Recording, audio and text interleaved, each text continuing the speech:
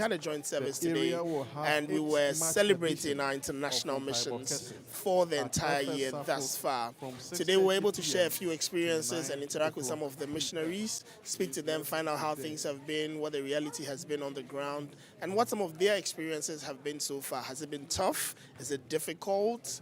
Do people have the right understanding of what missions truly is? And to help me today delve better into these issues, I have with me Elder Isaac Aninakwa, who is also here with us at PIWC Sakumono. He has had the privilege and opportunity to be a part of the missions field specifically and practically. And I say privilege because not so many of us have had the opportunity to one have day such prayer. an experience. Elder, welcome. How are you doing? Thank you very much for the opportunity as well. Great. So we'd want you to share with us where have you been to as far as the international missions field is concerned? How was the experience like? And what do you think the reality actually is? Well, because of what I do, I get a chance to travel around, especially Africa. Okay. And anytime I go, my first point of call is to look for a Church of Pentecost church. And when you find the pastors, you realize that it's a very big contrast between what we see back here and what is on the mission field. Because the mission field, they're actually struggling. They have the call, they have the passion, they want to do the work, but the resources are not there. And here we see everything okay. We have our churches, we have our pastors, we see them very happy. Yeah. But when you go out there, it's so lonely that you have been put on that field to win souls. So I see them a lot, and it just encourages me that call to missions should be everybody's call, and everybody should be willing to give to the call of missions. Indeed, I couldn't agree with you more. I think that this more so comes into looking at it from a life and death perspective. Now, usually, if you're watching the news and you see the announcements of somebody dying and everything, I mean, it's like just one of those announcements. But when it relates directly, the feeling and the experience is different. And it takes me to when we had to send off Apostle Kwarteng to Abuja. And we get there, and then for the first 3 whole days, there's no light. And then the team comes back, and then one of our elders says that, Charlie, we need to contribute and buy a generator and send to Abuja for the apostle over there. Which of the places have you been to that you consider as the most desolate, that needs serious help? Well, just a bit on the Mozambique, the Abuja one. This is an apostle who is coming from PIWC with all the equipment, with all the everything that he gadgets. He goes to church, and his first service, I think, just about 15 people. And then what welcomes him is the light of, as you spoke about. I went to Mozambique, and to be honest with you, it's a struggling place where sometimes even members want to be fed for coming to church. And our current IMD, when he was in Uganda, will tell you that elders of the church were asking to be paid to do the work of God. And so you find them in so many areas. Gambia is struggling. Guinea-Conakry, we've heard today, is also struggling. And so I find myself, when I go there, I see some of them, but I think that the worst experience that I witnessed was that of Mozambique. But I think gradually they are picking up where you are not having the indigenes to understand. And using the story of Uganda, people felt that it's like we are coming from Ghana to come and take their money away. And so pay us for coming to serve and worship with you.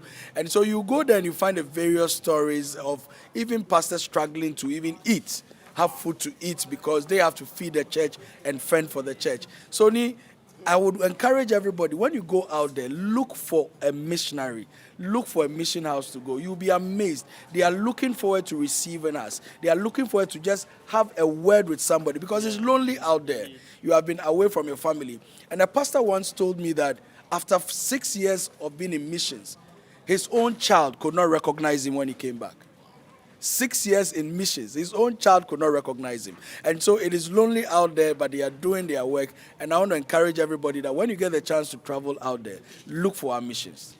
Indeed. Let's look at perception versus reality. Now, like you gave the analogy, so there's an apostle living here, PIWC, going to Abuja, and PIWC is a district, and this alone has almost 1,000-member congregation. And you go, and then the entire area, and you have about 15 people coming for the service to welcome you.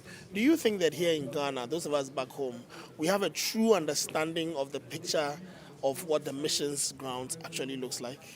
I think that we all accept the missions, but I think we don't have a true picture of the reality that goes on. In fact, Apostle Nyasaye mentioned today that his whole tithe for a month, for a whole country, was $400. He has about 12 pastors to pay. He has administrative bills to pay. And with $400, how would he be able to do that? I went to Malawi, and the pastor was saying that 6 months, their salary had not even come. And so in Ghana here, we have got a lot of people to support our pastors, but out there they are alone. So we don't really see the reality. We only know about it that, missions field is tough, missions field is difficult. But until you go there, the reality is different. So I want to encourage us. I think that we all have the understanding that we need to support the missions, but we have not really seen the full impact of what we have sent our missions out there to do. The reality has not dawned on us. But as I've given you a picture, $400 is about 5,000 cedis, and you need to pay about 12 pastors from it. How much will you give to each of them for them to even have the food and the energy to go onto the battlefield?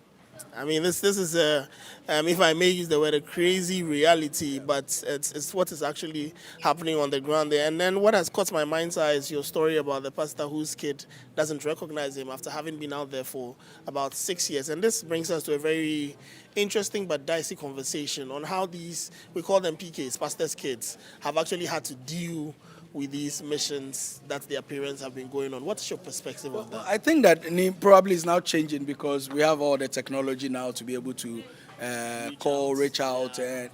But this was a story being told about maybe 15 years ago when he had been there and phone calls was not that available, video calls was not there. He couldn't fly back home because now they can even come 1 year for maybe heads meetings and all that. But about 15 years ago when maybe airplanes was not that easy, ticket was not that possible. You go out there for 7 years or 8 years and you come back home and your kids cannot recognize you. That was a reality. And they have to leave their kids with friends and families, and there's nothing that they cannot take care of them like their own. And so they are careful about disciplining the child. They are careful about the extent to which they can go. So then that question about pastored kids that are sometimes they become wayward is sometimes true because the care may not be there. They have been left to other people. But that is not an excuse. But we know that that is sometimes a reality that happens with some of these things.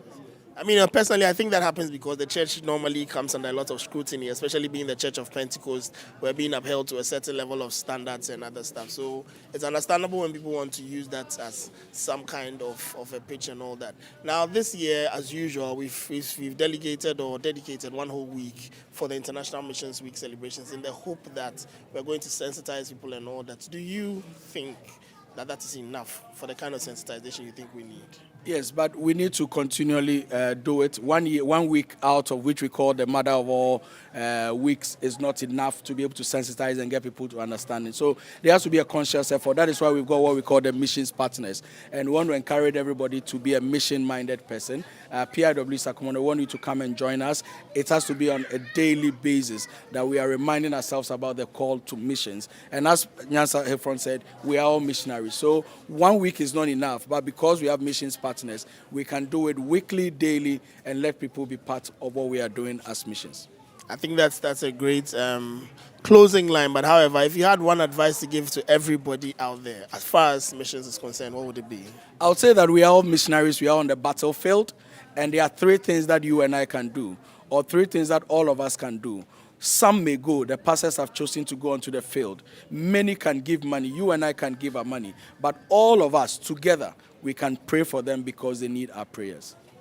Thank you very much, Elder Isaac Aninakwa, for sharing your insights on these things with us. Ladies and gentlemen, it has been yet another Sunday here with us at PIWC Sakumono. We're running celebrations on the International Missions Week, the perception versus reality, what is actually going on out there, what the missionaries are experiencing, and you have heard from someone who has had the privilege of being out there in various countries, being able to meet with other Church of Pentecost churches out there. Ladies and gentlemen, it is a unanimous understanding that we are all a part of this and we have to join hands to make it happen. And I hope that you will take that initiative and do that. So once in a while, behind the Church of Pentecost calendar, we have all their numbers. You can get one of them. Just reach out, randomly pick any number, and then call somebody. Just say that, Pastor, I'm calling from Ghana, trying to check on you. And I know that will go a long way to encourage them. It doesn't always have to be about the money. We look forward to sharing some more experiences and other stuff with you. Stay tuned with us throughout the week. We have a lot of activities coming up, and I'm sure that you'll be blessed by them. Have a wonderful week. Thank you very much.